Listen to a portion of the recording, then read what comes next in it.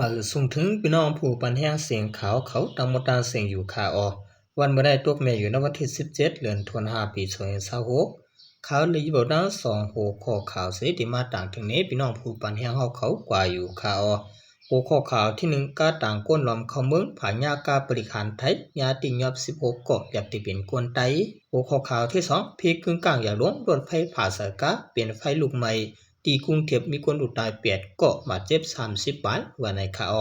วันตั้งในข่าวกันกว่าถอนด้วยหัวข้อข่าวที่1เตรียมต่างไว้ว่าการต่างก้นรวมเข้าเมืองผาญากาบริหารไทยยาติยับ16เกาะแล้วแต่เป็นกวนไตในจอมกันค่าดิจิตอลอุทัยธานีเมืองไทยปัดกลางนั้นการต่างก้นรวมเข้าเมืองลำหนึ่งฮอลแลนด์ปลายจนาตีซ้ำกว่าภาษาญากาบริหารตำรวจไทยเลยยาติยับ16เกาะประดังก้นหอกาในเยาบริหารเงาเงิน4 ปีว่าเขาเมื่อวันที่16เดือน2026มือว่าในว่ายันมีสายรับส่งข่าวไว้ว่าจะมีการต่างก้นรวมเข้าเมืองเข้ามาในพื้นที่ในเลเจ้าหน้าที่บริหารหลายฝ่ายและร่วมกันตั้งลานกดท่าเสพไปไว้เหนือเส้นทางหลวงหมาย3010ถึงมายามกลางเลยหมอก3 โมงนั้นจังสัมมีกาลำหนึ่งหอกเข้ามาการลำนั้นมีหมายพังต่างนักเดือเสไปกาสัมโหไว้เลเจ้าหน้าที่จังที่สังหกึดเสอังกดทัดด้วยป่วยการลำนั้น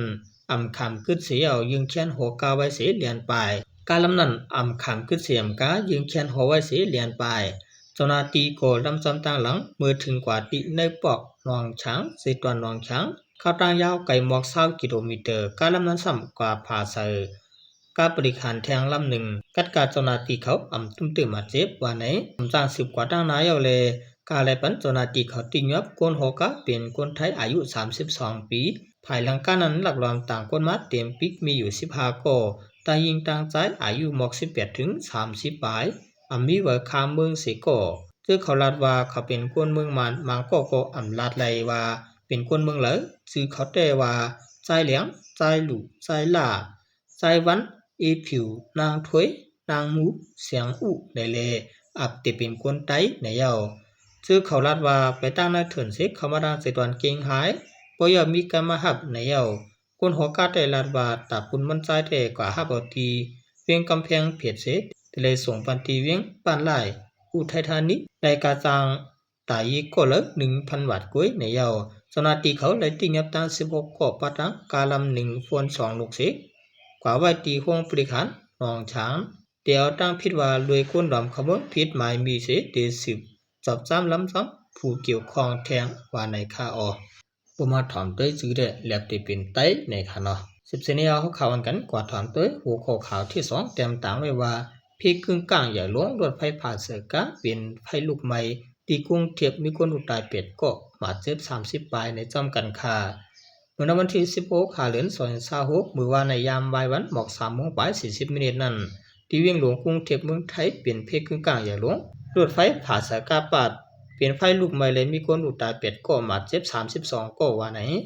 ก็อยู่หิมจำราตรีผู้สื่อข่าวเขาว่าลองตั้งเลยเป็นกว่าตีเส้นตั้งคอยอโศกเลยเพชรบุรีแต่เส้นตั้งหลวงพระรามเก่าจำกันตั้งตารถไฟอักษรเปลี่ยนพ่อมือรถติดเที่ยงหนาสร้างกว่าเสตึกคำไว้อยู่กาหมังลำก่อและป่นเปลี่ยนเส้นที่หามเสกึดไว้เมื่อยามนั้นรถไฟต่างกุ่นเข้ามาไว้เมื่อถึงที่นั้นจาเฮ็ดหือกึดสิเลยผ่าสายกาปาดแหงการลำนั้นก็วูออกกว่าสิลากออกกาปะกาและรถเครื่องหลายๆลำมีอยู่หิมพร้อมนั้นยามเดียวกันปลายเป็นไฟลูกใหม่สิกวนกาก็จางออกมังก็ซ้ำเส้นตุกมาในเยาเจ้าหน้าที่ภายเขมหมดไฟเขาเนียดมาเขมหมดไฟเสร็จซุ่มจอดแถมก้นทุบเพโกมาเอาก้นมาเจ็บหามส่งห้องยาต่อถึงยามหูคำในไรหัวมีคนอุตาย8ก็มาเจ็บ32ก็เปลี่ยนผู้ละเผาพองในนั้นแต่ตึกกดทัดด้วยอยู่ว่าไหนผู้กองห้องการฝ่ายรถไฟลาดว่ายินสิลายมองเจอจอมผู้เจออันอุตายมาเจ็บกว่าลองเพกึ่งกลางปองในยามเหลียวตึกคัดเจอคืนปองเฮ็ดให้เส้นตั้งปืดบางกว่ามาไหลขึ้นเหมือนเก่า